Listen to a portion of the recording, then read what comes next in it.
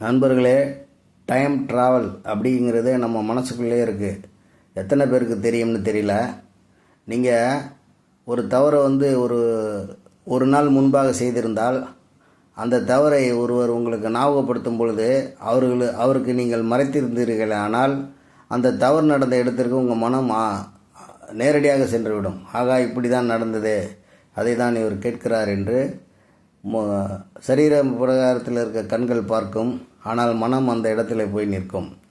அதே நேரத்தில் ஒரு நல்ல நிகழ்வு, ஒரு 5ஆம் வகுப்பு படிக்கும்போது எனக்கு ஒரு நண்பன் இருந்தான், அவன் இப்படிப்பட்டவன் என்றால் அவனை பேசும் பொழுதே அந்த மனம் அந்த இடத்துக்கு போய்விடும். இதுதான் டைம் ட்ராவல் இயற்கையிலே மனிதனுக்கு வைக்கப்பட்டது. இது இப்பொழுது செல்போன் உள்ள காரணத்தினால் மக்கள் இதை அதிகமாக பார்ப்பதில்லை. லேப்டாப், கம்ப்யூட்டர், செல்போன் இவைகள் அனைத்தையும் பார்த்து கொண்டு நமக்குள் இருக்கிற டைம் ட்ராவலரை நாம் மறந்து விடுகிறோம். அனைவரும் அதை பார்க்கவும். நன்றி.